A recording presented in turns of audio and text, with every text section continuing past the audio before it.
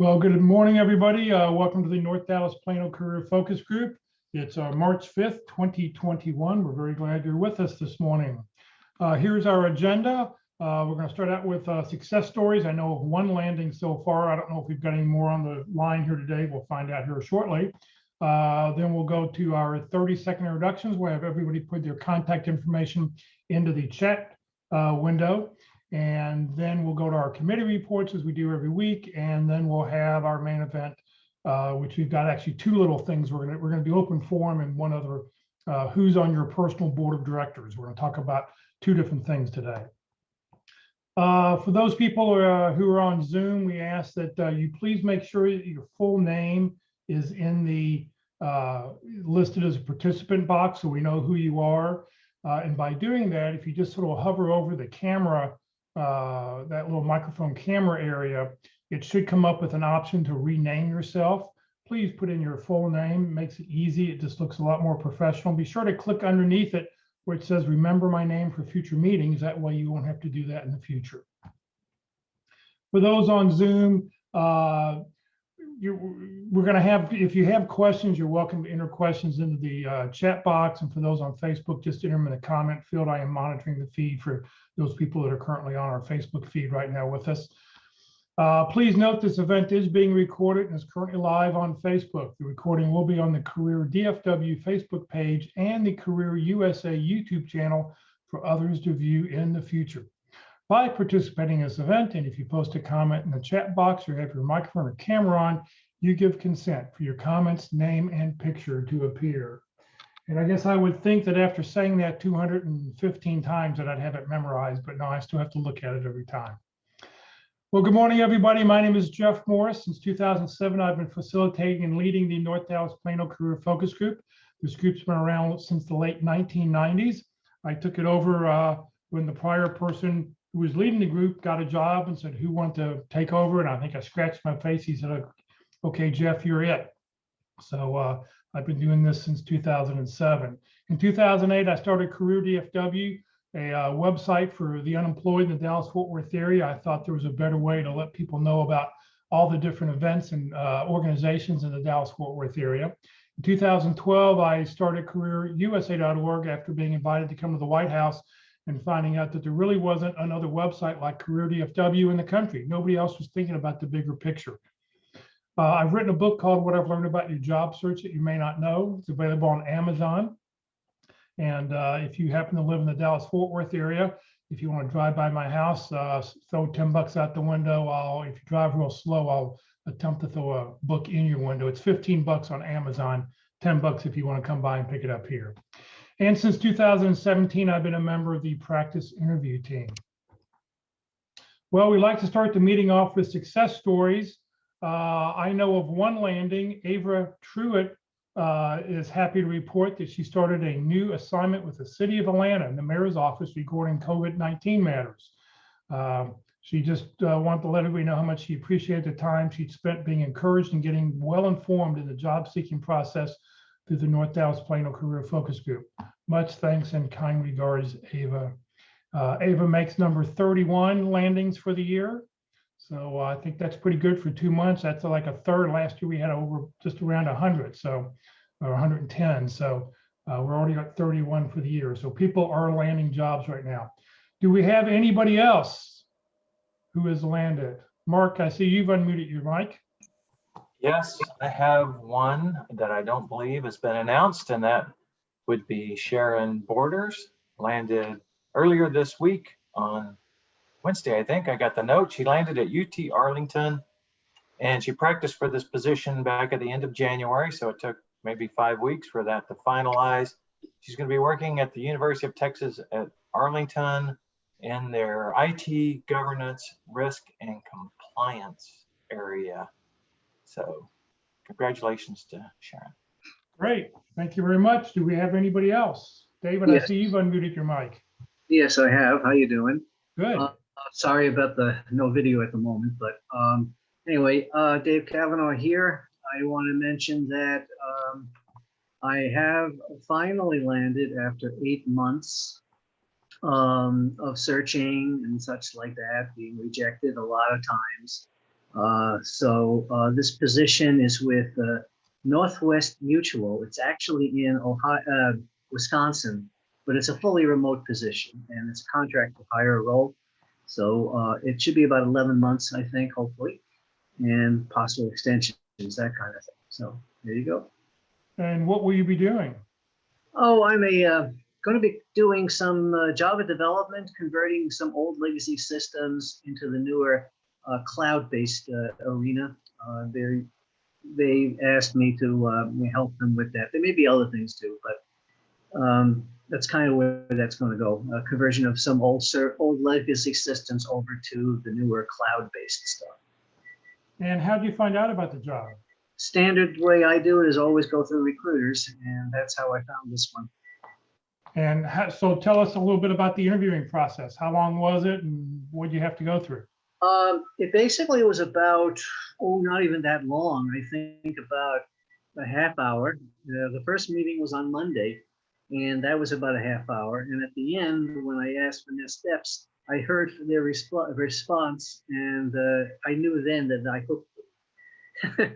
So the next day, I did hear from them, and they said they put out an offer. So it took one day, which is interesting. Wow! Congrats! So after 8 months of searching, it all happened in one day. That's right. That's how it happens nowadays, I guess. Yep. Yeah. Well, congratulations. Thank you. Please, if you will, put your information in the chat box along with, your title and where you'll be working at. That way, I can make sure I get it copied over to the agenda or to the roster that I put out this afternoon. So congratulations, David. Thank you very much. Right. Do we have any other landings? Anybody else? Going once, going twice? All right, well, let's move on. All right, it's time for everybody to put their 30-second introductions into the chat box. So if you will open up the chat box, please put in your name, a comma, your phone number, a comma, your email address, a comma, the position you're looking for, comma, and then a couple target companies, and then hit the return key. By doing that, if you don't hit save and don't hit the return key until the very end, that way it'll all be together and easy for me. And what I will do is I will copy all this information and I will put it out in the email that I put out every Friday afternoon. And, please take a look at this list, find what other people are looking for, and that will, see how you can help somebody else. For those people who are watching on Facebook, I will go and delete your personal information. I'll copy the information off the chat, off the comment fields, and then I will delete it right away so it won't hang out there forever and ever. So let's put 30 seconds on the clock.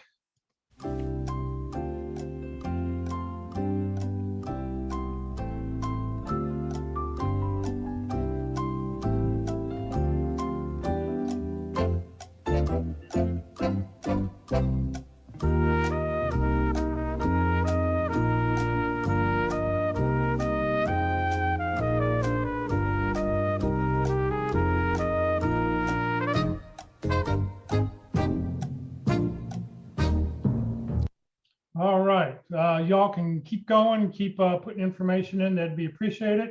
And I will copy all that information over. And please, even if you don't want to put all your information, just please put your name in the chat box. So name and email address so that I can, and phone number, so that I can add you all to the roster just to make sure that all the information is up to date and I can make sure I count you for the day. That would be greatly, greatly appreciated. All right, it's time for training workshop job fairs. Good morning, Eldon. Good morning, Jeff. Happy Friday, everybody. As Jeff said, I'm about to present to you information on career and job fairs and special workshops or events. The information can be found on the website Career DFW, and there it is now. They're on the screen right now. I go through these items fairly quickly, so if you hear something that piques your interest, I urge you to go to the calendar tab, click on the item, and you'll usually find more information and or links that will get you to more information or to be registered. Okay, having said that, this week's career and job fairs, really not very many career and job fairs yet, although Governor Abbott did release restrictions and may prompt a few more to start showing up. But we do have the United Electronics Recycling event And that will be held at First United Methodist at 3160 East Spring Creek Parkway in Plano. It's Saturday, March 6th from 9 a.m. to noon. They're recycling printers, monitors, televisions. They shred paper. They do all sorts of stuff. So I urge you, if you have such items in your house, and if you're like me, you have a lot of that stuff that you'd like to get rid of, I urge you to participate in that. And there's also another United Recycling event occurring Saturday, March 13th from 9 a.m. to 11 a.m. And that one will be at St. Andrew's United Methodist Church at 5801 West Plano Parkway in Plano. Again, Saturday, March 13th from 9 a.m. to 11. This week's special workshops or events. The Online Networking Monday event will be held on Monday, March 8th from 1 to 2:15 p.m. There is a Zoom link for that, as well as a Facebook access. Join Career DFW and careerusa.org each Monday from 1 to 2:15 for Central Time for networking on Mondays. The Who You Know Career Transition Summit will be held Tuesday, March 2nd from 1 p.m. to 3 p.m. There is a registration link for that, and that can be found on the calendar, and that's hosted by Foster Williams. If you don't know Foster, I would urge you to get to know Foster. Again, online, LinkedIn Tuesdays at 1 p.m. This is a rotating seminar put on by Locke Alderson, Terry Sullivan, Ruth Lipsky, and Kurt Vondermurder. They rotate each week, and I urge you to participate in that. There's a Zoom link and a Facebook link for that one as well. There will be an Employability with a Background event Tuesday, March 9th from 4 p.m. to 6 p.m. at Opening Doors for Women in Need. That's at 3600 Horn Street in Fort Worth, Texas. Again, Tuesday, March 9th, 4 to 6. Online Interviewing Wednesdays. This event is Wednesday, March 10th from 1 to 2:30 p.m. It's hosted by our own Mark McDonald and Walt Glass. They have a 13-part workshop on interviewing. They'll have a guest lecture series that starts in April. This week's topic is session 10 of the 13-part series, Building Rapport, Establishing Chemistry with the Interviewer. And that's on March 10th, which is Wednesday. And online, Resume Thursdays with Carol Brickell, Certified Professional Career Coach, will be held Thursday, March 11th from 1 p.m. to 2 p.m. And that's it for this week. Alden, thank you very, very much. All right, let's see here. For if you're happen to looking for other webinars or other events that are going on in the Dallas-Fort Worth area, there's a banner right up the very top of the Career DFW page. Just click on where you see that blue arrow, and up will come a calendar, and it has all the events that are happening in the Dallas-Fort Worth area on a weekly basis. Pick any event you want, and there should be all the details on where they're, the Zoom links and everything you need to know about them. If you know somebody who just lost their job, I know another 700,000 people applied for unemployment this past week. If you know somebody who's just lost their job, number one, tell them about Career DFW and Career USA and all the free training that we're putting on a daily basis. But then also, if you know they're sort of lost and they haven't had to do this in a long time, have them click where it says click here for help, and what will come up is an article with a lot of great tips and tricks on what they need to do for their job search. It's got some handouts, some checklists on what you need to be doing. So this would be very helpful for anybody who's brand new in the job search. So please pass this information along to them. Good morning, Mark. Time to hear about the practice interview team. Hey, good morning, everybody. And so I want to tell you about the practice interview team. We meet virtually. We do Zoom technology. We do it almost exactly like we did when we were meeting face-to-face. You get a panel interview with 3 people, but you don't have observers, so that's a positive for some people. We always had the opportunity for anyone who came to the pit crew could observe an interview. It was a learning experience for them. But now we're a little more concerned about people's privacy because we record these videos of your interviews, and so no observers allowed. So there's a positive for you if you thought you're going to have to, practice your interview in front of a bunch of people. Now, the pit crew's interviews are, not your typical generic event. They're based on a job description and a resume that you provide. So they're very customized and personalized to your situation, the job you're looking for, the round of the interview you're in. your background, of course, and anything else you'd like us to ask you about. You know, you can make some customization yourself if you know there's a particular question you're going to be asked or something in particular you want to practice. We will honor that request. And so when you're ready to practice, just send that resume and job description to dallaspitcrew@gmail.com. And please also include your availability for the next +2 and +3 days.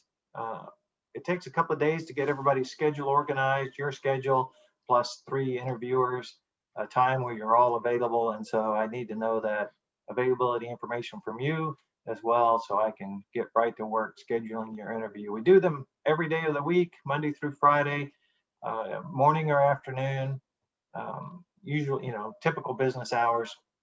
We can do them on the weekend by special request, and we do that occasionally. And so that's the pit crew. Now, when we used to meet face to face, the pit crew had a little education session at the end of every meeting, and now we do that very formally in the webinar. I skipped something there, didn't I, Jeff?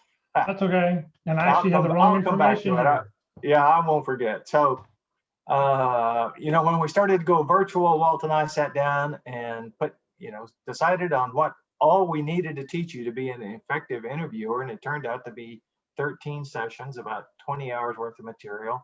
And so we're on session 10 next week, which is building rapport.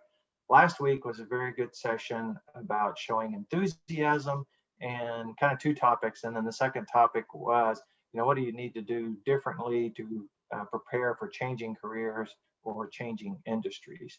And so that's last week. And you can go and see that on Jeff's YouTube channel, Career USA. Next week, building rapport, that's the topic. And we'll finish up the whole series of 13 by the end of this month. And then we'll start it. Then we'll have a few guest speakers, and then we'll start again sometime in May, start the cycle over.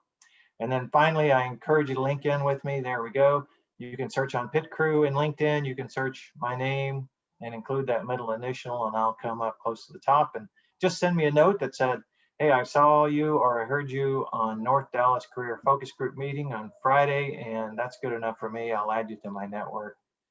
And thanks, Jeff. Great, Mark. Thank you very, very much. Walt, good morning. Good morning, everyone. Personally, I'm having a small crisis today. My first son turned 56. So I'm trying not to feel old. So it's all in your mind, right? Got to choose that right positive attitude. So I'm having to practice what I preach today about having a positive attitude. It's not the years, it's the miles, Walt. It's the miles, not the years.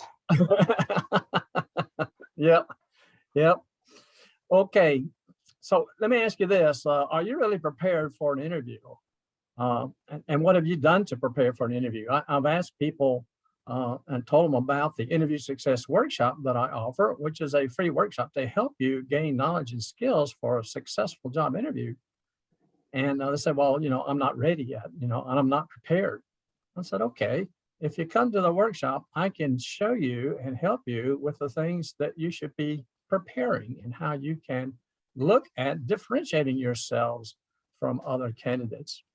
And how can we sell ourselves, as I define it, by showing them and selling them on who we are, what we do, and how we can help. So I'll be glad to have you participate. It's online also. You have to be registered to attend.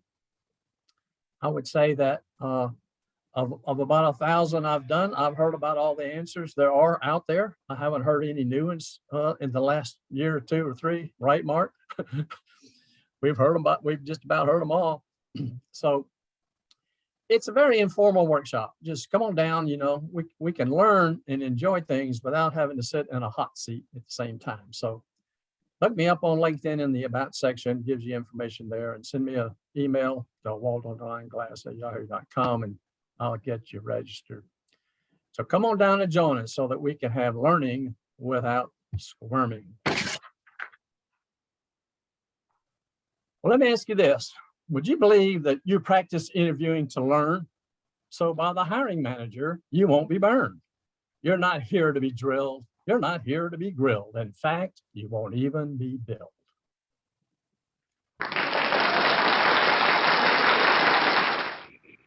All right, Walt, thank you very, very much. All right, it's time for our career tip of the week. Karen, good morning. Good morning, everyone. Today's career tip is secret shop a job before you interview. A frightening thing about starting a new job is not knowing whether you made the right decision. You could, for example, be lured into a position with false promises, or suddenly feel pangs of buyer's remorse once you realize that your old job offered a friendlier atmosphere than your new one. Researching companies online has its shortcomings. There's only so much you can glean from reading past employee reviews of a company on Glassdoor. So it's best to be proactive when it comes to deciding if a job will ultimately be the right fit. To do that, you can shop a company discreetly so the hiring manager won't know that you're snooping around for intel during the interview process. Here are 5 tips for gathering reconnaissance on a potential employer before you make that pivotal decision. First, talk to the employees of the company. Find current or former employees of the company and ask questions. There's little incentive for them to lie about their experience. If someone left their job after a number of years and still has a bad taste in their mouth, it might be a sign that a place harbored a toxic culture or might not look after its employees. Ask questions that apply to your concerns. Don't be shy if you want to ask about money, vacation time, healthcare plans, and basically every other vitally important aspect of a potential job offer. If someone worked at a place and is happy to relay their positive experience, that is a good sign. When it comes to actually finding these people, consult LinkedIn and social media, or just Google the name. Many professionals have websites these days and are generally easy to track down and open to talking shop. Second, pretend to be a customer to get a sense of how people in your prospective position operate. For example, if you're applying for a position in insurance sales, try calling a representative and masquerading as a potential client. This way you get a sense of the tools these sales reps employ, how they communicate, and the kind of tone and approach they may use over the phone. This might work best if you're considering a position in sales, but if you can find a way to make it appropriate for another field, more power to you. This can be a quick 15-minute conversation where you pretend to be considering various offers and decline to commit to anything, but it'll be an instructive lesson in how you might approach an interview. Third, talk to outsiders. Try to understand the broader reputation your prospective employer has within your industry. If it's a well-known player, people who haven't even worked at the company are bound to at least have a vague idea of the firm's culture. Moreover, people removed from this potential employer are bound to have a more unfiltered and unbiased view. They won't be inclined to protect friends who may have earned unflattering workplace reputations, nor will they be opposed to sharing company gossip that might irk an employee or ruffle the feathers of management. Fourth, interview the hiring manager. Job interviews are a two-way street.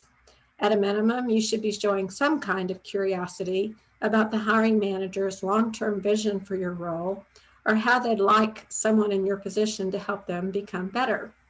If the questions you're asked during an interview give you pause or hint that you might not like working for someone, it's best to tap into your more inquisitive side.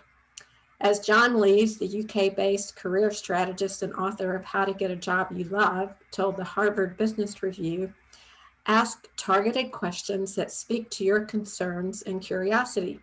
For example, ask about turnover and find out what happened to the last person who did the job. If they don't seem to be interested in having a conversation about this, it might behoove you to think about looking elsewhere. Lastly, trust your gut. There are certain intangibles that come with understanding if a job is going to be a good fit or not. People's energy in an interview setting is a very real thing. You have to gauge work relationships not only in terms of their professional usefulness, but on more human levels by asking yourself, could I actually tolerate spending 40 hours a week or more with these people? Of course, nobody you work with has to be your best friend, but it helps when you get a good feeling about your potential colleagues. Thank you and good luck. Thank you very much. Thank you very much. Thank you for jumping in last minute to fill in this week for us again. All right, so coming up here in just a few minutes, we're going to do two different things. I've got a little presentation on creating purpose and accountability through a board of directors, and then we'll do open forum. We'll talk about whatever questions you have about your job search. Upcoming next week, networking in a virtual world.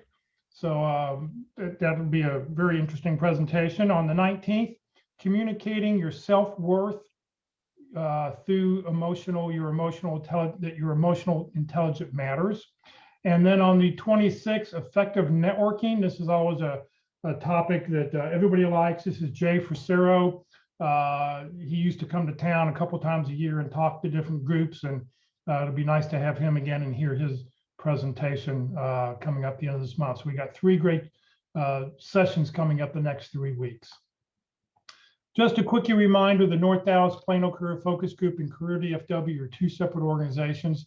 Career DFW is a 501c3 nonprofit that I started back in 2008 to help the unemployed in the Dallas-Fort Worth area. The North Dallas Plano Career Focus Group are a bunch of great people who used to get together on Friday mornings, and hopefully we'll be able to do that again by this fall. And we'll get together and be able to network and help each other and learn in our sessions. So there are 2 separate organizations. The common thread is that I happen to lead both. This is not the Friday group of Career DFW. Just need to I just want to point that out. Okay, so it's time for the main event. So the first thing we're going to do is we're going to talk about creating purpose and accountability through a board of directors. Our speaker this past Monday, and she'll mention this past Monday, I was on another Zoom call and she mentioned something. I was like, oh, I love what you said.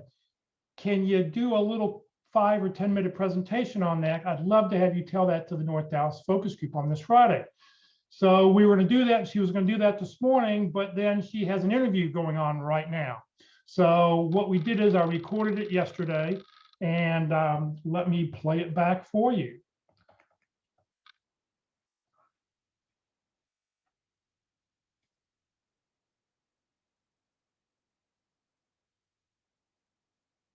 Marty, thank you for being with us today.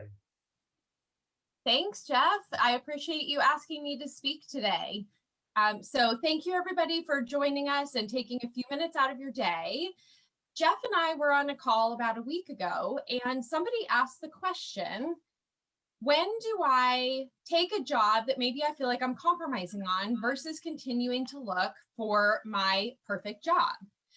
And it was an open forum, and so I started sharing, and that is what has led us here today. So what I want to talk about today is how I created purpose and accountability through a board of directors. So in my true personality, I call it Team Marty. In the professional world, we're going to refer to it as creating a board of directors. And so there were really 4 steps that I took in my journey of career transition that helped me create that purpose and accountability to myself during the job search. I truly believe the job search is as much about the company finding you as it is you vetting and finding the right company.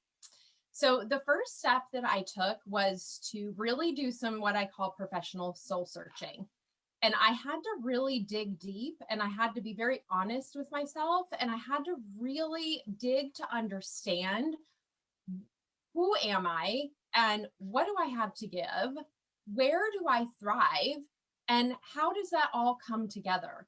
And I really wanted to understand that for myself first before I went out and started searching for my next role.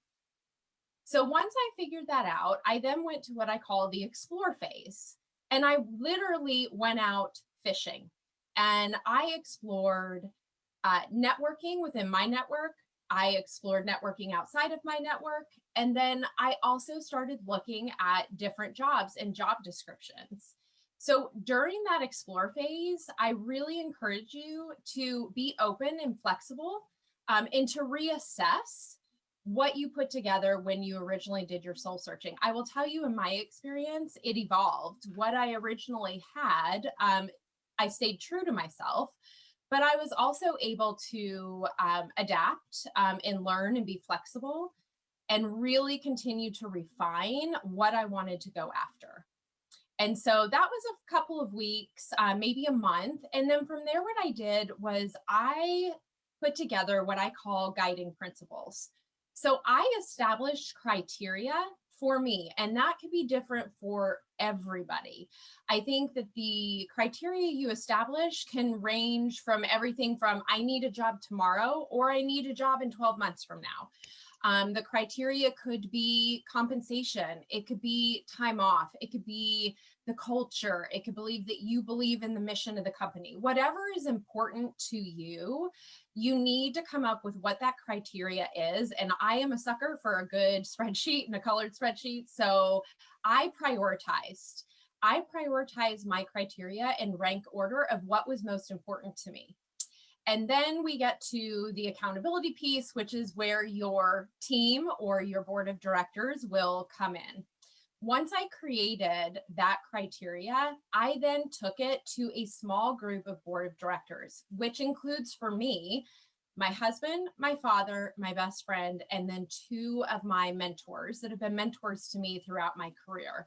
I wanted to balance out my board of directors where people cared about me and loved me and knew me as a person and want the best for me. But then also I needed to have that more objective opinion of people who really know who I am and what I have to offer in the professional world.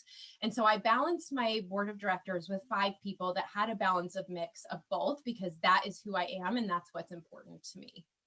And so I took to them my criteria and I talked through my vision for myself and what I have to give and where I thrive.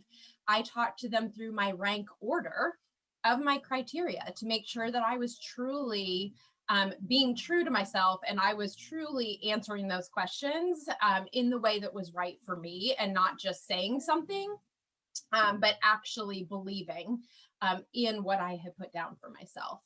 And so then what I did was when I went out and I looked for jobs, whether I was going to apply for a job, interview for a job, or I thought I was going to have a potential offer, I went back to that criteria I had set for myself and I talked through it with my board of directors. And the reason for me that was so important is because I think we can all agree that this job search or career transition is an emotional roller coaster.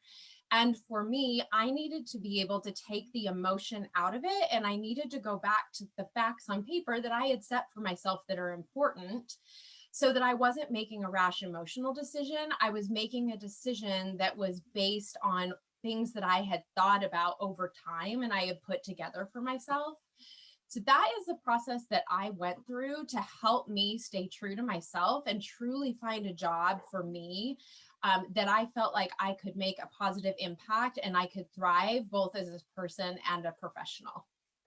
So one of the things that I say is that in addition to being a communications leader, I am a coach, I am a mentor, I am an animal welfare advocate. So if you ever want to talk about anything animal welfare, if you want to talk about anything coaching, or if you just need somebody to listen who understands, I am happy to be that person. Feel free to connect with me on LinkedIn. Again, it's Marty Zare Breedlove.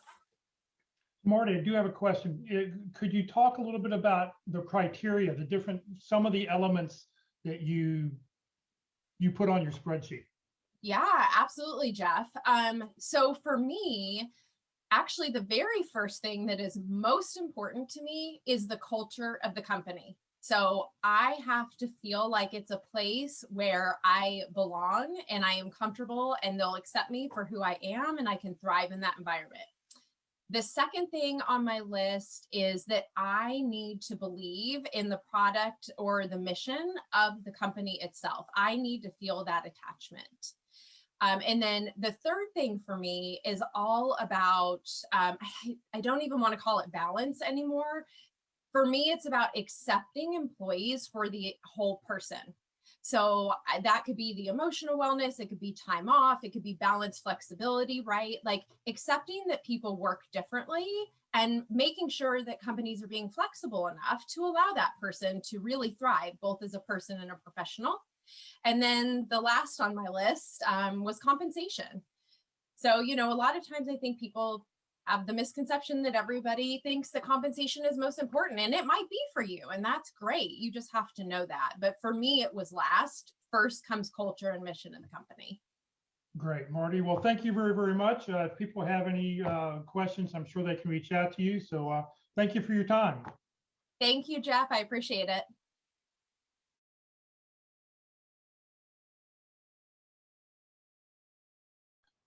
All right. So I thought it was an interesting little talk when I heard her, talk about this last week. It was like, wow, that's, some really, I just like the way she put things, the way she framed things.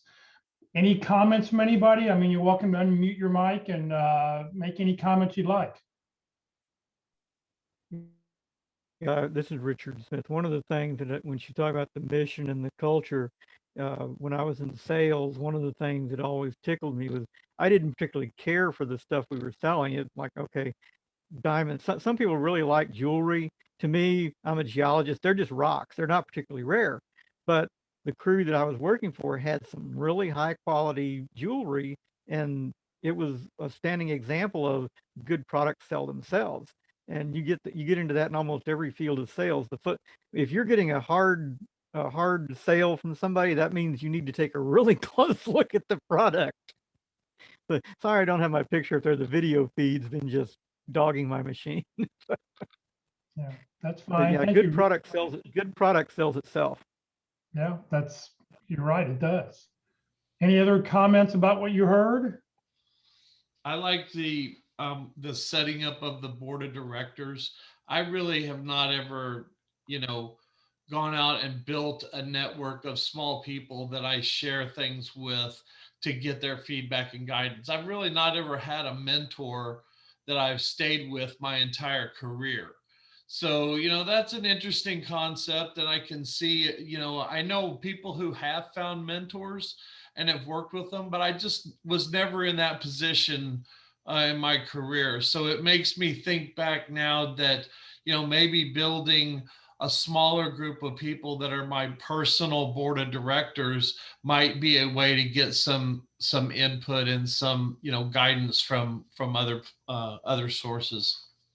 And I think also as you're looking for that your board of directors, those could also sort of be your accountability partners. If you set up an accountability group with 2 or 3 other people, it's just somebody to, I guess you need to add your significant other. You just don't give them veto power over everybody else.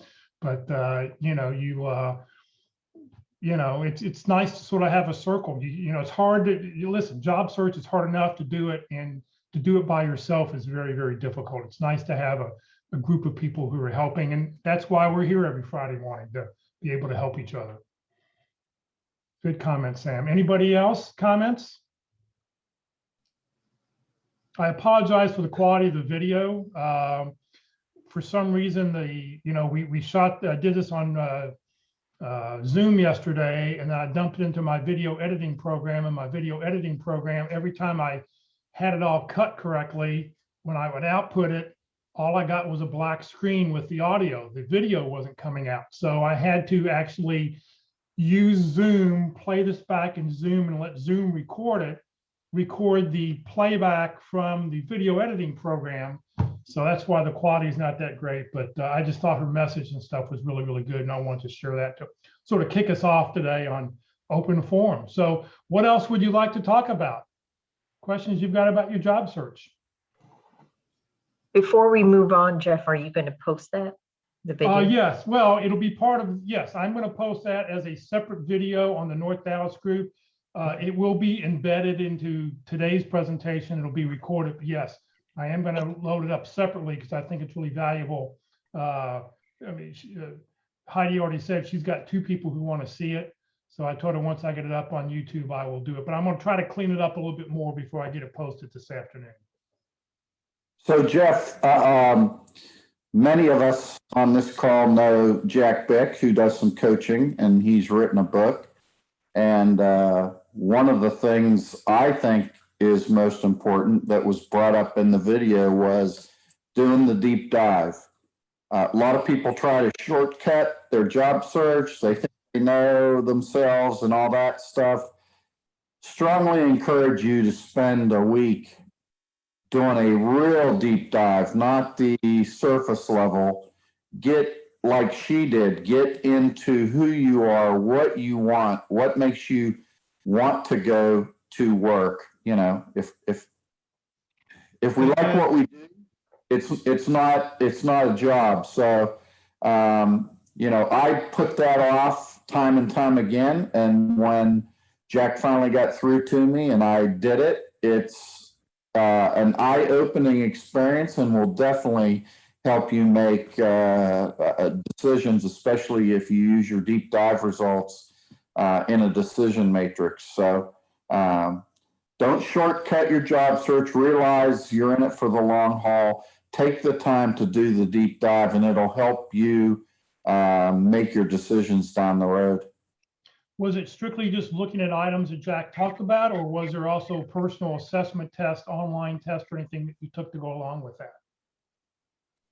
I kind of followed the guidance that Jack had outlined in his book.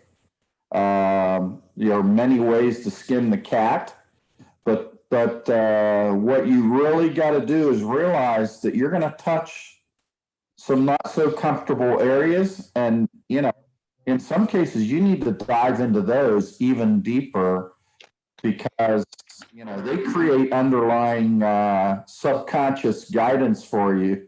So if you identify them and talk them through and deal with them, I even had things come up that I went to some of my, I didn't call it a board of directors, but people, you know, in my circle and says, hey, this came to mind for me. What do you think about it? How would you have dealt with it? How, you know, what are some ways I should think about it to resolve this so it's not an issue for me going forward? So it's an extra, the good thing about it is if you think about it for the long haul, you know, I'm on the backside of my career, so I won't get to use that as many more times. But if you're earlier in your career, doing this exercise is worth it because things don't change. You can refer back to it if you're ever in search mode again. You can refer back to it for career motivation and advancement. There's all kind of ways to use that, the results of that exercise to help you going forward. So, and if you need help, you know, find somebody like Jack or somebody else who's familiar with doing the deep dive exercise and let them help you. You know, that's the other thing on all this job search stuff. Learn how to ask for help.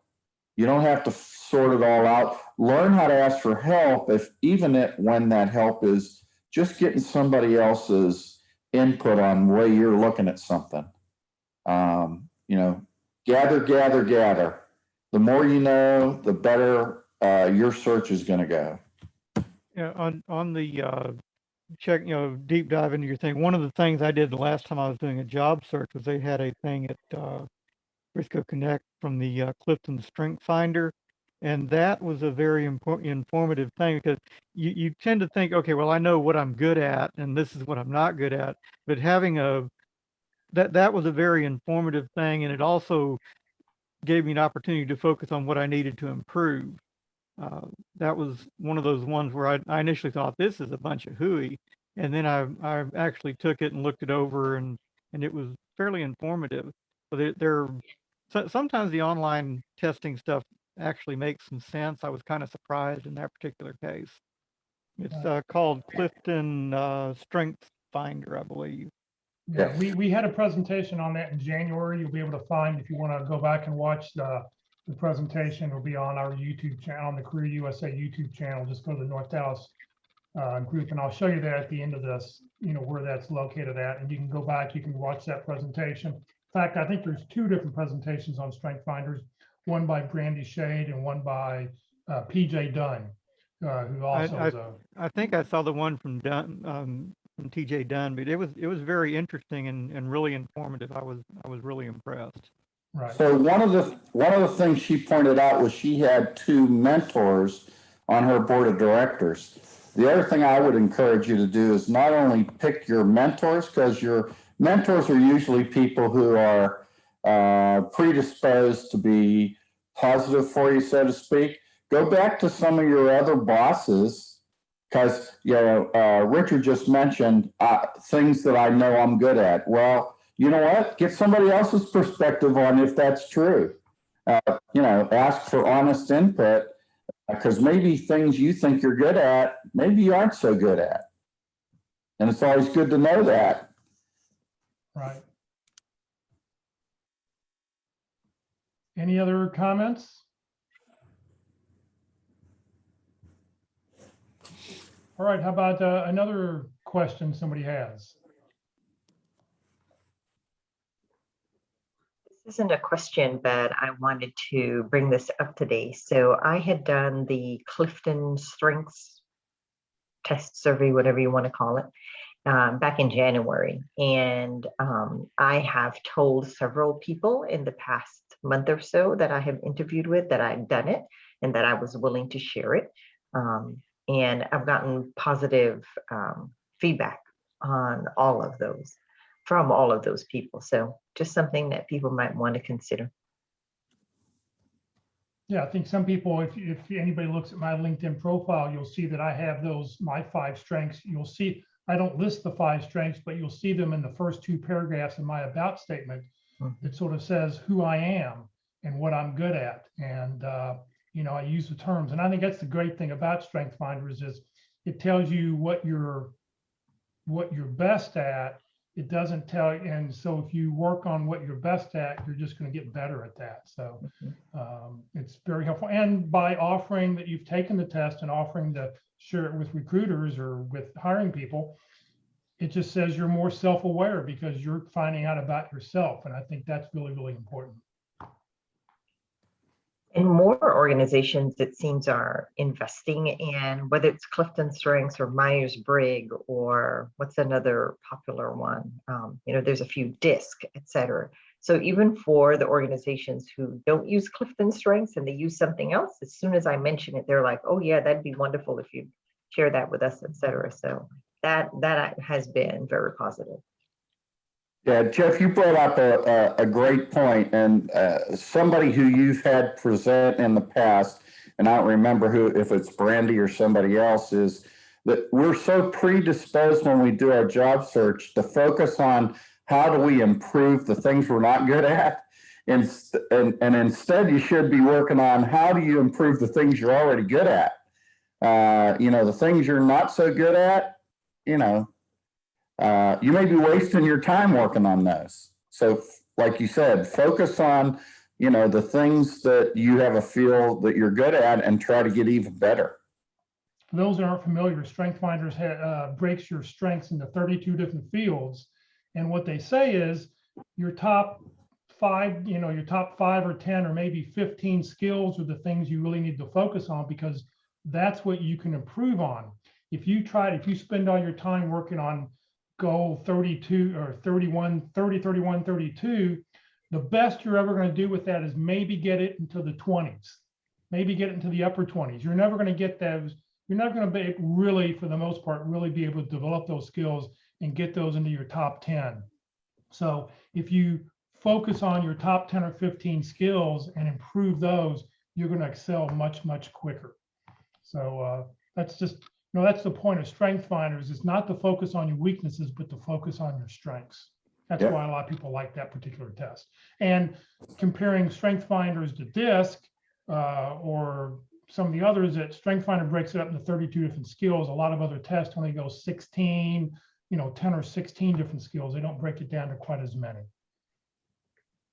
Another tip I'd like to suggest is if you use strengths or Clifton Strengths, don't just list those items on your resume. If you just say, I'm an input, very, very few people understand what input really means.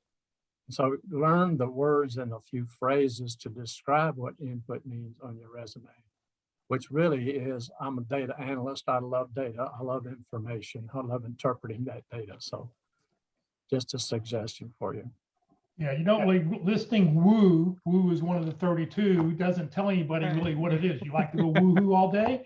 I mean, what is it you're doing? So you need to sort of describe, take the words and, the nice thing about Strength Finders is once you take the test, I mean, I think I have mine's like 30 or 40 pages. It came back with a description of every page, words you can use, how to describe it is, how to describe what it is you do. So just being analyzing yourself and being self-aware. Yeah, I was in an interview talking to somebody who said, well, this strength finder, the one about responsibility. And I said, well, that reflects on one of the things that drives me up the wall. You're trying to work on something and somebody looks up and says, it's not my job. Well, if it's part of the business function that you're dealing with, it needs to be somebody's job and you need to resolve that. You can't have stuff dropping off the side because I don't like doing that. And that's one of the things in the strength finders is responsibility. And that was a very sharp delineation to me, is the number of times I've heard people say, in effect, it's not my job. It's like, if you're working here and this is part of the system, you better be competent at that or it's not going to work. And I can tell you, I have a number of ex-employees who have worked for me who, once they said that, didn't work for me after that. I can relate. So the great thing about the Strengths Finder is it's a great fit in your About section for your LinkedIn profile. And what solidified having that there for me is how many times I've had people bring that up in conversations. Hey, I was, I really like, because I am a woo. Woo's one of my top two, I think. And I have a little description of what that means for them, and identify it as coming from StrengthsFinder. And I've had a lot of people refer to, hey, I saw this in your About deal from StrengthsFinder. I've never seen that before. I'd like to learn more. What it really told me a lot about you. And it's StrengthsFinder's results for me are extra important because I'm a CPA and accountant, and people have a preconceived notion of what my personality is going to be, and my personality is not fit that box. And so that's another reason why I put the StrengthsFinder stuff in there, because gives me some credibility when I say I'm more of a people person. I'm not your typical accountant, and I'm the friendly CPA. Right. Build that into your 30-second introduction. All right. What else can we address from somebody? Another topic. I have one, Jeff. Yes. So I need, I guess, kind of a little advice. And I had an interview this week for a job with a former company, very similar to what I used to do for them, but probably at a somewhat lower pay grade, let's say. This is a very large, major corporation, relatively probably inflexible. So I need some strategies, if anybody would like to share, on how I might get them to sweeten the pot if they really want me to come back. Well, I'll say one thing. I had a similar situation years ago when I was looking at going to work for Bank of America, and I accepted a pretty nice haircut with the strategy I was going to get in the door, make great things happen, and move up the compensation ladder fast. That doesn't work in bigger companies. They have a stratified plan. So making big jumps in comp is probably not a good thing to count on in a big corporate setting. So know that going in. You should, I found out the hard way that I should have negotiated harder up front for a little bit more money, because I wasn't able to climb up the comp ladder real fast. What about asking them to include like a guaranteed bump after the probation period or something like that? The way I see it is I take all the risk if I just accept the offer. And like you said, they say, well, in a year, we'll promote you as fast as we can. Well, that's kind of hooey, because you're right. Big companies don't really do that. But is there a way to, to kind of let them share the risk by requiring them to have a guaranteed pay raise or something like that in the offer? I think it largely depends on how bad you need the job. I was frustrated at the time. I was just glad to get out and be doing something productive, because you do run the risk if you start negotiating on the rate. You have to be willing to have them become disappointed. Others may have some input here. Walt's got a lot of experience in these kinds of things. So I kept quiet about it and went ahead and accepted it because I falsely thought I could make some significant progress. They told me the same thing, you know, you could get promoted. What I didn't know is the level of increases is restricted internally. So you got to really know how bad, you know, deep dive kind of thing. Know how badly you got to have that job, and if you really got to have it really bad, you might want to, you know, think about bringing up. I mean, I don't think it's ever that a bad thing to, you know, is there any flexibility in the comp, or what is the flexibility in the comp, if any? Yeah, I would agree with that. I mean, my perspective is that it certainly won't hurt you to ask until they specifically tell you there's no way that we can pay you more money. I mean, it has to be explicitly stated to you, we can't pay you any more money. This is the pay. At that point, you really know at that point, you don't have any leverage. You don't have any negotiation. It's like Michael said, how bad do you want it?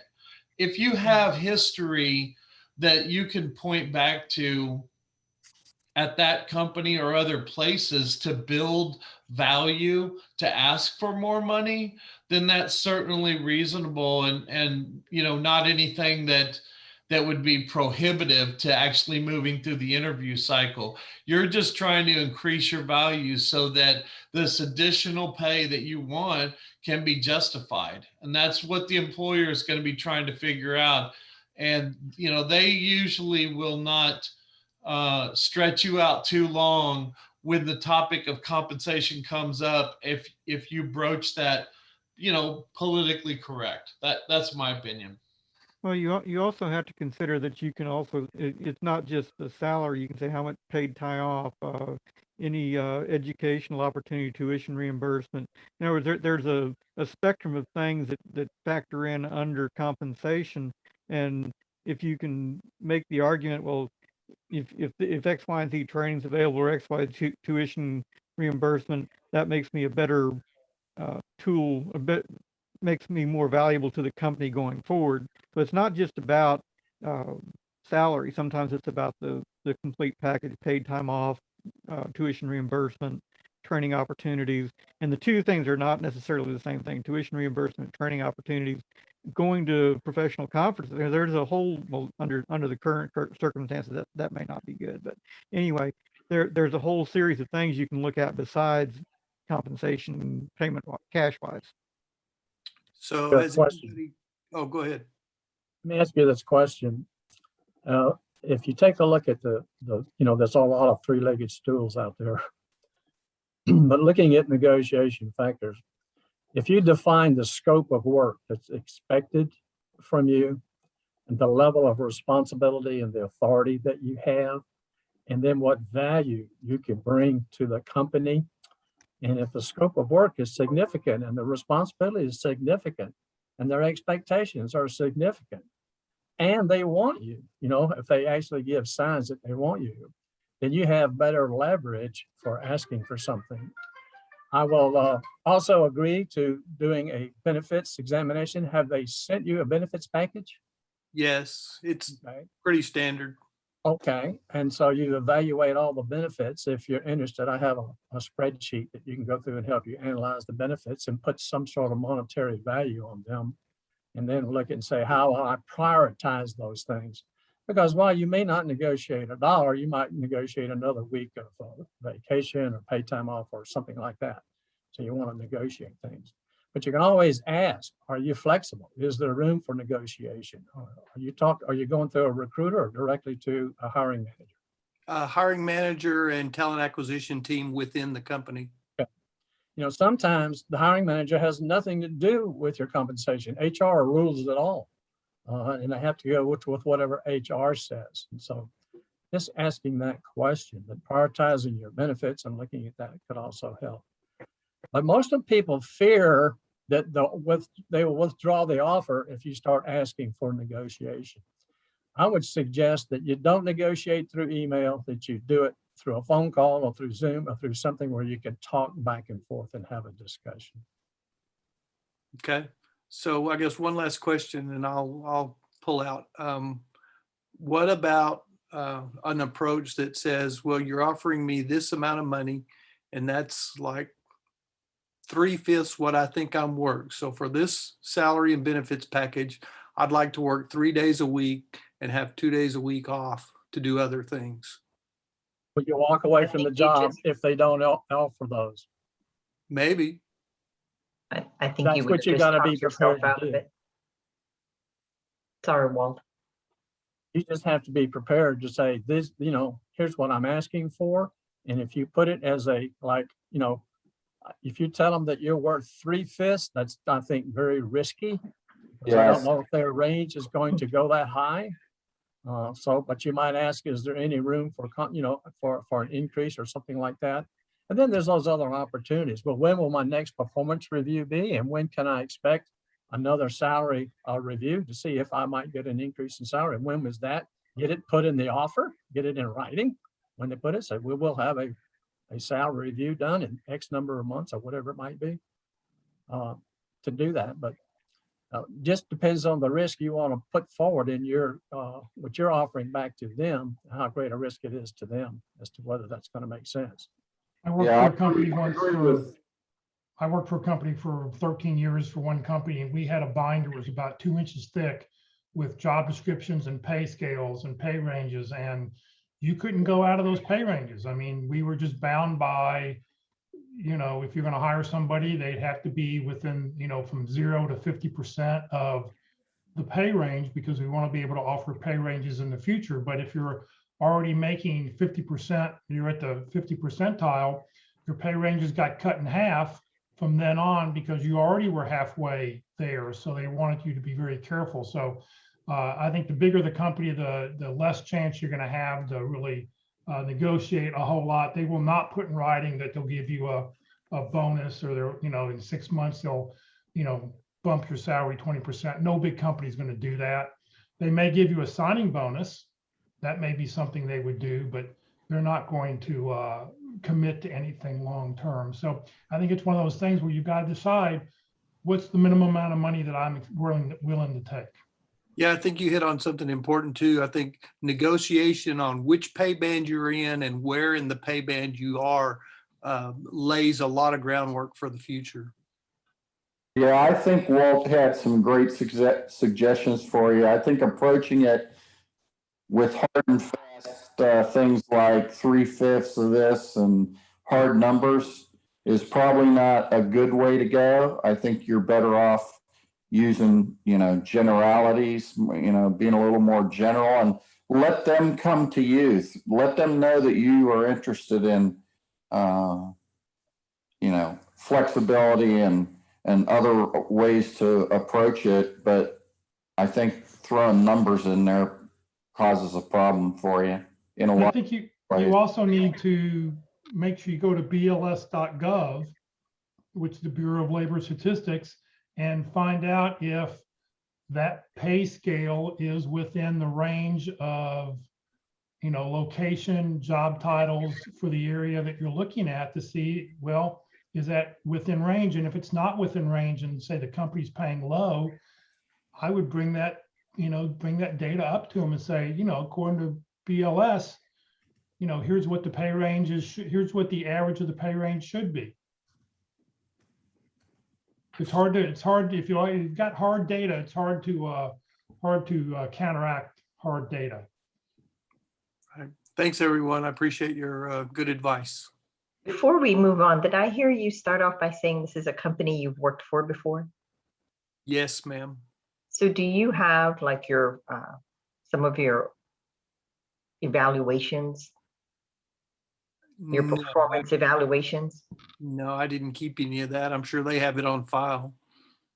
Well, if they were good, great, fantastic, whatever, I mean, to me, that's something you could bring up in the conversation as far as, would you please take a look at my prior performance evaluations, and, you can see, tout yourself, right? You've got to be the seller of you. You can see what a wonderful employee I was, what I brought to the table, blah, blah, blah, blah, blah. I'm bringing that again, plus even more experience, et cetera, et cetera. I feel like, and then go into Walt's language, I feel like based on the responsibilities and the role, and, this is what I'm looking for, et cetera, but, I would say make them, because you don't know. I mean, I don't know if the hiring manager is someone you knew before, if they've even remembered what your evaluations were like, et cetera, but, I think that that's something you could use, to make them take a look at, yeah, he really is someone valuable and someone that we want, so maybe that's something you could do as well. Yeah, that's a great idea. And it's a funny thing. The hiring manager is a person that I worked with. He was a junior peer of mine previously. And one of the guys on the team was actually my supervisor. He's not a supervisor anymore. But yeah, I mean, this is a company that I got good reviews with. I've got 17 patents with them. The team knows what I can do. The talent acquisition team doesn't have a clue who I am. Mm-hmm. Yeah, and to Jeff's point earlier, they don't control what HR can offer you. So maybe HR needs to be reminded of all of that, what your evaluations were like. You brought 17 patents, blah, blah, blah, blah, blah. So, Yeah. how's your value add? Great. Yeah. So Jeff, you look like many of us. You're a little bit on the other side of the mountain on your career. Thank you for that. One of the things they're going to be looking for is enthusiasm and activity, that you're not sitting around on the couch and all that, but even more so because you've been there before, make sure they know how much you want to work there again. Bring it up. Be complimentary. You loved working. You always considered going back if you had an opportunity. Because that's who as an older worker coming back in, that's one of the things they're going to want to know. Not that you're just looking for another job and they happen to have an opening. Yeah, make sure even if it's not 100% true, make them think that they are where you want to be. Sure. Understood. Just Chuck here. I was wondering if a range, trying to move up to a new title, might put you in a better range for the future. Yeah, I think that definitely would. But of course, like I say, they're a big company. They're kind of rigid. They say, well, this is the job we have open, so we can't change that, right? Because they'd have to go back and get a new job position approved. Yeah, if I think a lot of times if I really wanted somebody, I was always able to finagle it. You give them a little bit slightly different title, you do a little something different, but. Yeah, of course. Now that's the TA guy, the talent HR guy talking. The hiring manager and the director of the department may have a different spin. Right. Yeah, but if you push too much about other options and moving up and all that, they might get the feeling that you're not really satisfied with this particular opening, and that will work against you. Yeah, definitely. There's a fine line to be walked on here. All right. Well, good topic. What else? Something else somebody would like to bring up or ask the group? That was great feedback from everybody.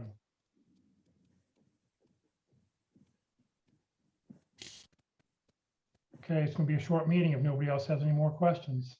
Jeff, how much bandwidth you have to negotiate vacation? Because, okay, I understand that you have a position, you apply for that position, and you need to be agreed with that position, but you have usually some kind of bandwidth. It depends of the position, right? But if it's the first job, it's okay. The second job, you are losing the vacation. The third job, you are losing the vacation again. In my case, I'm 50 years old and I can lose in vacation all the time, right? And now I'm getting a new job and starting again with 15 days or 2 weeks, right?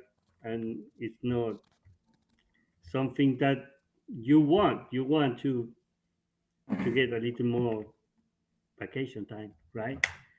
Right. How have people approached that? I've just come right. This is Christina. I've just come right out and asked if they can give me another week of PTO hours or, 1 or 2 more weeks, because PTO hours are cheap for a company versus bumping me up $10,000. So there's like give and takes. And then if I'm moving, I ask, can you help me? I said, I just need to, rent a truck to move. And, they usually will give me a rental, or pay that moving fee if I have to move. And, I've never had anybody push back on PTO hours. And they always give me more than I asked for. Yeah, but PTO hours taxes you higher. That's why they don't mind giving it to you. But that's okay. I want those PTO hours. I mean, that's what works for me. Because, my family is all over the place, and just having 2 weeks off, how can I go see everybody, when I need to get time away? So I'm okay with that. And another thing that you can work into the compensation package, particularly if you're in a COBRA environment, is, okay, if it's going to take X amount of time to be eligible for insurance here, can you cover some X percentage of the COBRA? That you may or may not get a lot of pushback on that, but that's something they do recognize is out in the environment now. Thank you. What else have people done have you gone and negotiated an extra week of vacation? Yeah, Jeff, I'll jump in. The last position I was in, PTO is really important to me. And Christina made some great points. And so when I brought it up to talk about it, when I was negotiating my compensation package, they told me at your level, it's discretionary. If your first year, you want to take 4 weeks or 6 weeks or whatever the ilk, you're welcome to do that with the appropriate notice. And so long as your supervisor is in tune with you in the time you're going to be away. And the only thing they clarified is, again, at your level, we like you to stay tuned. So if you're away for 2 weeks and there's an important conference call, we'd like you to make the effort to be on that call and kind of stay plugged in. Now, I realize when you take PTO, you want to get away, you want to relax. That's the whole purpose of it. But we all know at those levels, when you're on PTO, you're checking your phone and checking your emails and making sure things go smoothly so you don't come back to catastrophes. So it's a relatively easy thing to negotiate, again, to Christina's point, and I think Laura chimed in on it. They're usually flexible. They know that people need their time and they need a work-life balance. And it's not like it was 20 years ago and they say, you get 2 weeks after your first full year, and then after your third year, you get 3 weeks and blah, blah, blah. I think companies today are pretty flexible on that. Well, especially with now that Zoom meetings and stuff are tried and true, they're going to be even more flexible because, like you said, Chick, if there's a big thing happening and you agree that you can be available for those kinds of situations, why would I think they're more open to that now than ever before? Yeah, we call that work balance. Yeah, exactly. And I've done that on all of my vacations. Sure. I've always worked just because, I ran a global team and no one else was there to pick up the slack. Now I cut back on the amount of time, but I did work even on vacation time. So, and every now and then the company would come back and say, okay, you worked your time off over the holidays to support the group. Here are some free days the following year, so then I got that time back. So it's worth the discussion, I believe. Yeah. The culture of the company is such that when you are on vacation, you have someone else covering your job while you're gone, so you can get away from the company. That's an excellent culture. I worked the last 10 years in you could take the vacation, but there was always my phone said, contact this person. My out of office email said, contact this person. There was always somebody there to keep work going. And then they didn't mind. You didn't have to check in.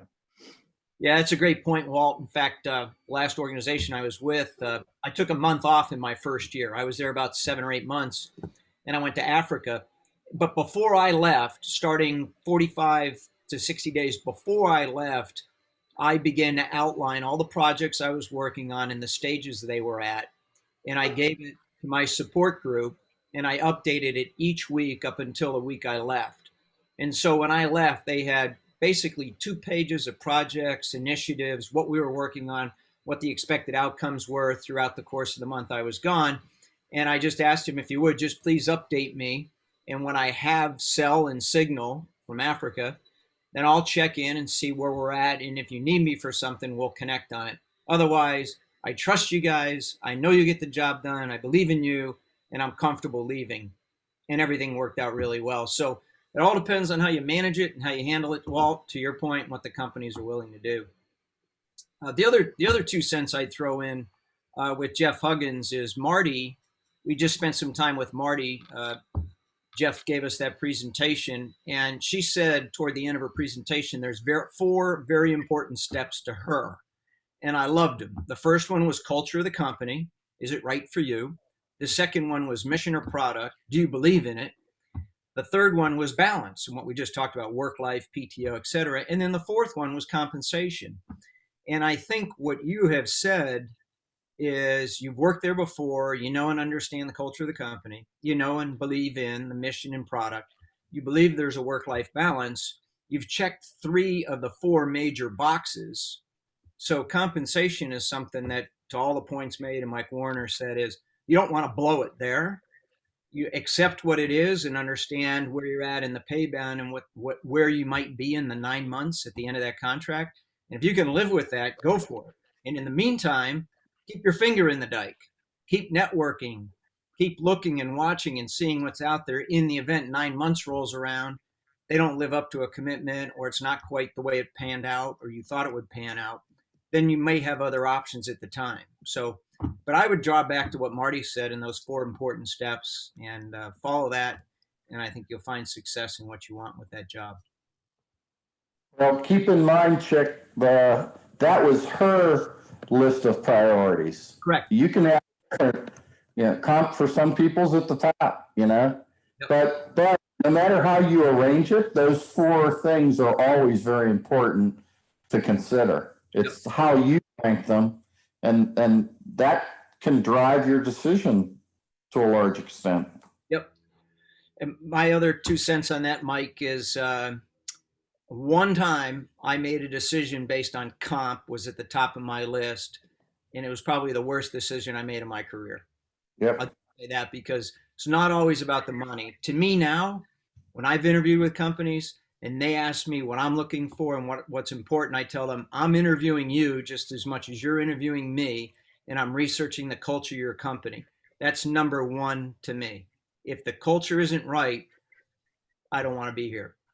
And they appreciate that when they hear that, because most people believe the culture of their organization is great. So you're right. You can take those 4 pieces and move them around as you like. But my personal experience, if comp is at the top, you're in dangerous waters right off the bat. That's just my 2 cents. Yep. I agree. Before Marty went and said what she had said this past Monday when we were on our call together, I think I made a comment that I remember seeing Zig Ziglar at a presentation once, and he was saying how he kept in his pocket a little card, and on the card he had a top 10 list, and what were the top 10 most important things to him, and he kept it in his pocket, and he knew that whenever he had a question on what he should do, he could pull it out, look at the list, and go, oh, well, that's less important than the other thing I need to do. And that's what he lived by, his top 10 list, or whatever list it is you have. So that's why that's the self-evaluation. That's making those decisions before you start just accepting any kind of job or interviewing. It's deciding what it is and who you want to be. It makes those decisions easier. there's one thing that I've seen this year, talking with particularly on the aviation side and some of the other industries. They've had a lot of cutbacks on salaries and things of that nature to keep the businesses going. So what happened to be the standard a year or 2 years ago may no longer be the standard. Because I know, in some areas, there's 10 and 20% cutbacks just to keep the business going. So that is now the new standard. So just keep that in mind when you're considering salaries and things of that nature out there. Yeah, research and be aware of stuff like that. My son works at Lockheed, and all must be good there because he got a bonus and a raise. Well, poor Ben Roethlisberger of the Pittsburgh Steelers had to cut back to only $9 million a year this year to help make room for the cap. So poor guy. Hey, Mike, what's that hanging behind you? Yeah. I think that's why Walt said that. There's 6 of them. You can count them. Yeah. Hey, I'm a Pennsylvania boy. I get it. Yeah, go Steelers. Me too. All right, now we're getting into those topics we don't want to talk about: politics, religion, and football. Yeah, Okay. We What else must can be we in, do with somebody's career? What else can we help with somebody's career right now? we must be in Dallas with that kind of comment. Well, Hey, I have a question. that's Christina. I have a question. I don't know if you can. Go ahead, Christina. I have an on-site interview next week, and I'm 63, and it's out of state. I'd have to move, but it sounds like it's a good position. So I would look for any advice, recommendations, anything. Well, mine Are is you it going in to a North state with Dakota? a If it's in higher North or Dakota, lower I would cost say of living? get your snow boots out. It's actually in Lexington, Kentucky, but I'm from Wisconsin originally, so that's not a stretch. That's nice because that's where I'm going to be working. That's who I'm going to be working for, somebody in Wisconsin. But I'm 64, so. Yeah, and you know, we'll get to do some mentoring and stuff like that. So it's actually, I think, a great fit. I was just wondering if anybody, and don't have no diabetes, no high blood pressure, no significant no significant health problems. So I'm planning to work for at least another 10 years. Not to mention that I don't have the retirement to do anything else. So Be what's sure your to indicate concern when you're about looking moving? for long-term opportunities, because if they think that, okay, this individual is going to be here for 2 to 5 years, you need to make sure up front they understand you're looking for long-term opportunities because you have experience and you want to. It's like what I consider the most critical thing in any industry. The experienced personnel need to be teaching people the stuff what I call the baseline stuff, the important stuff, so that information carries forward to the next batch of people that are handling that work. Your primary job when you're working in any kind of profession is to make sure that there are people that can take care of the stuff that you do on a day in and day out basis without having to flip around and try to find some reference on it. And that's what I call the cultural and professional memory in an organization. You train somebody, you spend, and this in networking, you can spend 2 years getting a network support guy or a network support personnel to the point where they can actually handle the job, and then they get an opportunity, and that intellectual capital walks out the door. And that's why I'm documentation central, because when you have this ongoing greening process where you train somebody how to do something, unless there's a document that you can use to keep that training going forward, all that training and intellectual capital just walk out the door. So part of being an experienced person in an environment is making sure that the people that you're working with, that you're at some level saying, well, here's a write-up on X, here's a write-up on Y, and putting it in a place where it can be accessed. That cycle back. The first time I took a 2-week vacation, my boss said, okay, we need a number to get hold of you. Well, I was going on a cruise. And I said, well, here's a phone number you can call. It's $9.50 an hour. This is back in '99. And he said, okay, I need a second number. So I thought for a moment. I went back about a couple of days later. Here, call this if you need it. I was having a review about 3 months after that, And he looked up and said, "Dial a prayer, seriously?" I spent 6 months training these people how to do this. If they didn't know how to do this, you didn't have a prayer anyway, so you needed a place to get one. I think, Christina, if you're gonna consider moving, I think you need to, number one, how long has the company been around? What's the reputation of the company? Once again, it's researching about the company. Have they been around for a long time? Because yeah, they've been around about 15 or 20 years, and they're growing, and they're pharmaceutical in my stuff. Okay. Are they compensating you for the move? That's a good question. We haven't gotten to that part of the conversation yet. Christina, is it a? I'm sorry, Jeff. Christina, is it a? Are they offering you an employment contract for a period of time? Is that? No, it's a direct hire, and it's through a recruiting firm. Okay. All right. Because one of the things I did, it was about 10 years ago, and I was tendered an offer by a company to move to Chicago. And it was a 2-year contract, and they stated that's how they work, 2 years at a time with senior leadership roles. And one of the things I negotiated was they would move me there lock, stock, and barrel.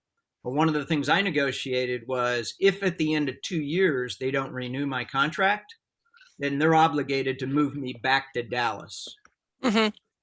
And at first, it wasn't met favorably. And I said, well, I'm taking a risk and you're taking a risk. I'll prove to you I can do the job. So at the end of the 2 years, you'll renew my contract. But if you should decide otherwise, you want to pull out of the market, whatever the board decides, whatever it is, you'll move me back to Dallas. And they put it in the contract. So those things, if you get to that point, maybe Walt knows better than I do, or Mark McDonald. But if you get to that point, maybe it's something you can discuss and negotiate. Yeah, one thing for sure to consider is you're leaving Dallas, you're leaving probably one of the most diverse, probably the strongest job market in the world.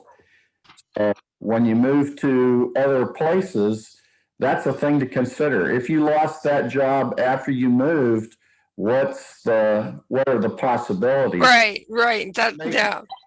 Does it make more sense to stay in Dallas and because of what's going on here? I mean, the economic engine here isn't going to be slowing down in the next. Well, I'm actually in Atlanta. Oh, okay. Yeah, get the heck out of Atlanta. Yeah, Southwest flies both directions. Come on, move.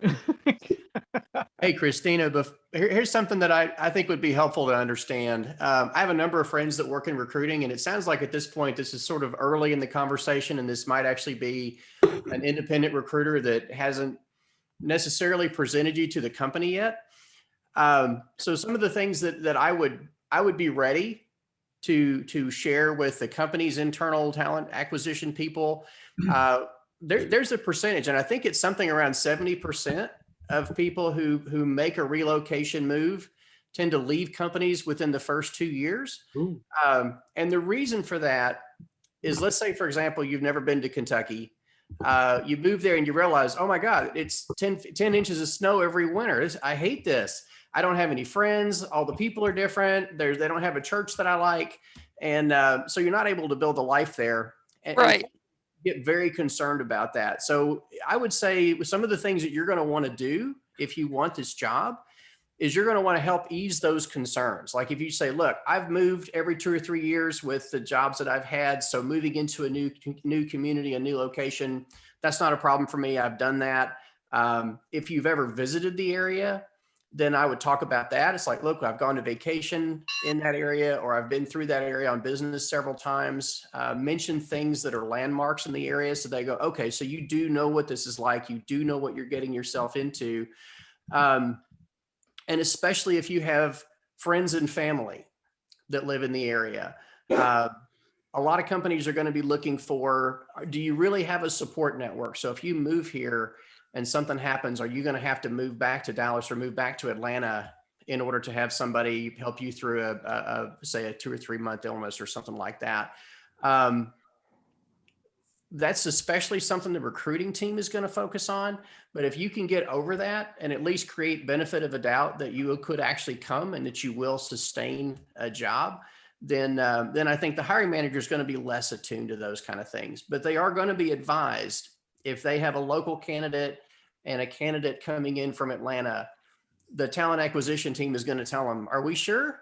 Are we sure that she's going to make this commitment, or is she going to be homesick in 3 months? Oh, this is actually, the onsite's actually going to be the third interview. I've already had 2 interviews, first with an HR person and then with the 2 hiring managers, the 2 people I'll be reporting to. So I was just concerned more about the age thing. So yeah, at this point, if I move, I'm looking to, this will be where I will be living for the rest of my life. That's what I'm looking at. And, you know, Lexington isn't that much smaller than Atlanta. It's 300,000 instead of 500,000. But it, you know, it's, I mean, that's one of the reasons I've already given is like, it'd be nice to get away from the traffic down here. And, you know, and I've dealt with snow before and such. And my husband will be coming with me. He's a writer, so he can move. And we have no other children or anything. And I'd probably rent an apartment for a full year before we shut down and sold this place. It's a bit of a risk though, in that our house here is already paid for. So Christina, a couple things. One is talking about relocation. Remember, if you do move, they offer you relocation, et cetera. That gets added to your income, so you'll be taxed on it. So just have a plan for that. And then the other thing you might want to consider is, again, if you take the position and move, if you're thinking about renting, you may not want to sell your place in Atlanta right away while you're renting in Kentucky. Yeah, that's the plan. You might want to rent your Atlanta property as well, because you might be able to offset those living costs, especially since you'll, renting your home in a higher, much more competitive market in Atlanta probably than in Lexington. So things to, it's no fun being a long distance landlord, but I know several people who have managers of 1 or 2 properties that financially it still works out to them because the manager doesn't take a whole lot of money. Question for you, Christina. How are you feeling about moving right now? I am a little concerned about building the network. Initially, they told me it was going to be second shift, which means no evenings to socialize. Now when they invited me for site, they're going to say for third shift, which would give me evenings to meet people. But we've already identified a church. In a way, it's kind of appealing. We're in a small cottage on an acre of land that we can't have a garden on, and we don't have a guest room, and our house is all way too many books, way too much clutter, and sort of the idea of moving and getting a different place and starting over actually has appeal in that regard. I have a suggestion for you. Now, I'm an analytical type person, and so I'll write down my pros and cons. Mm-hmm. What's a good reason and what are the reasons not to, and then I look and say which list is longer. Kind of a simple thing, but write down, I suggest you write down, here's the criteria that you would like to meet in order to make the decision to move or not. You put down your own personal criteria for what are those things. Then you can research and find out about those things and the criteria to answer those questions to help you make the decision. Yeah. Now, what I was specifically asking about was addressing the fact of my age. Well, the job but won't what's last the long. concern about your age? You said you're in pretty good health. So what is it in your head about your age that you're thinking about? I don't know if they realize what my age is. I don't know that I want to bring it up, but do I just need to communicate enthusiasm and, you know, that I'm planning to work another 10 years, or do I address it at all? So I've had that question. This is Christine, the other Christina. And when I have a company that questions my age, then that's one that I don't want to be with. They haven't at all. Okay. So if it doesn't bother you, it doesn't bother me. I mean, I know I am who I am. I know my age. I'm, you know, it is what it is. So it doesn't bother me. But when I hear you talk, I think you really need to do what Walt had said, because it sounds like there's too much hesitation to make a move today. It's really going to take a lot of soul searching. I mean, I've moved quite a bit. I move usually every 2 to 3 years. So for me to pick up and go is nothing. I have nothing. And my next transition is going from Houston to Dallas. I want to be in Dallas, but I have a network of people there. I have really good friends there. Right. You know, I don't have any relatives there. All my kids are here and in Colorado, but I still have people that I know and love. And so that's where my transition is going to be. If I, you know, during my next move. Now, you really have to think about it, because you're leaving history behind. Yes. And you have to think, how important is that history? You know, what do you have to do? Really, really sit down and follow what Walt's telling you, because if you make that move, it doesn't sound like you're ready today. And if you make that move today, it's not going to work.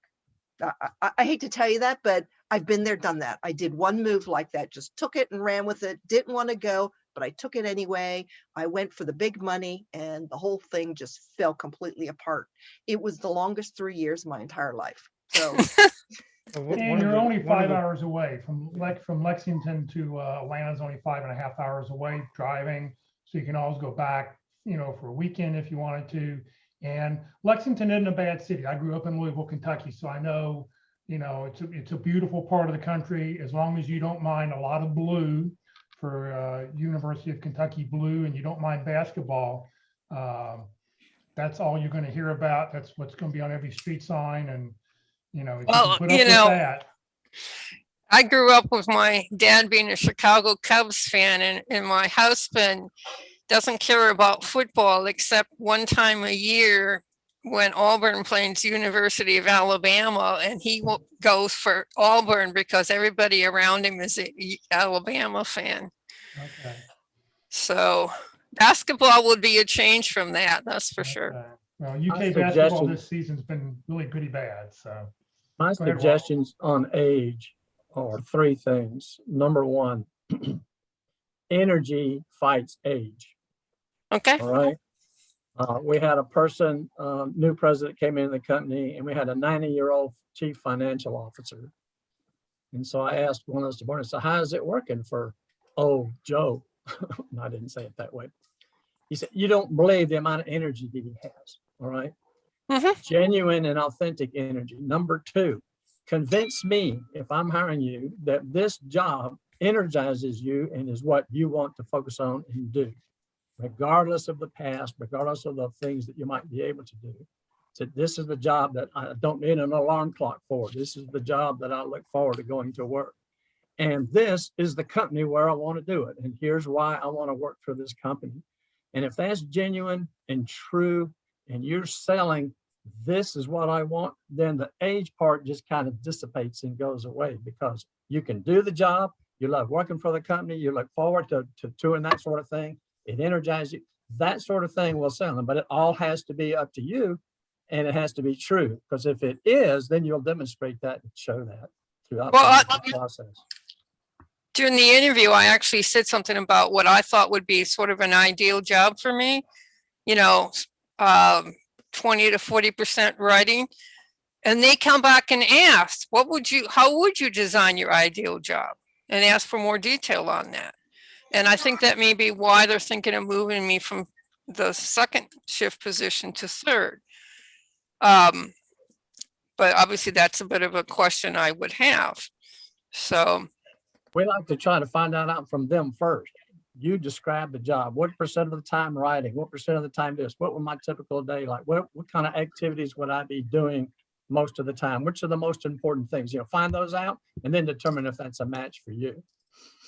Well, in manufacturing, in manufacturing, third shift got paid more, like $1 or so more an hour.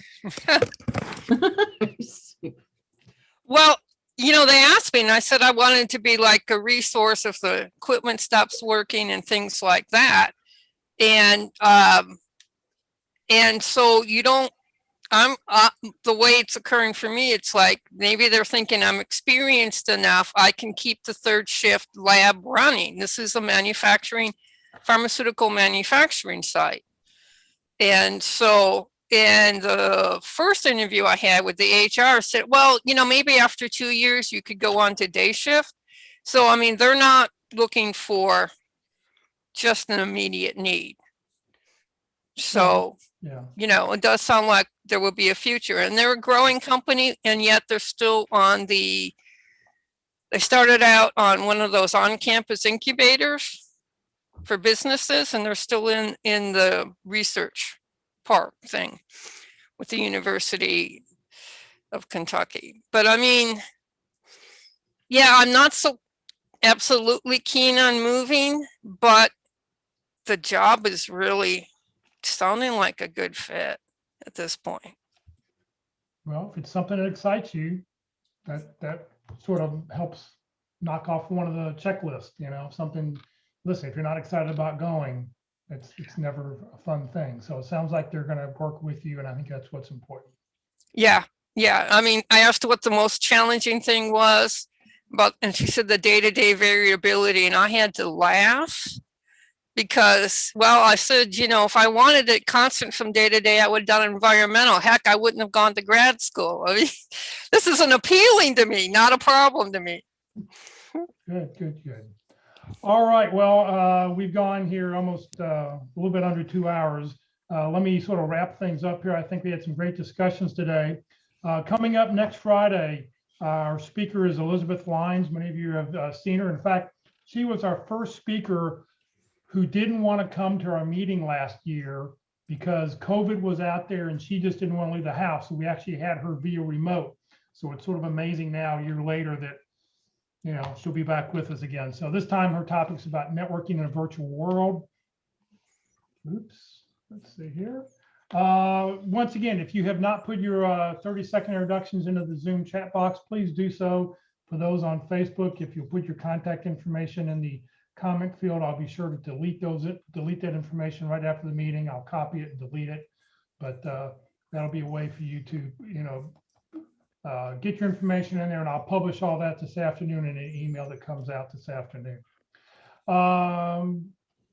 Let's see here. That didn't work. Here we go.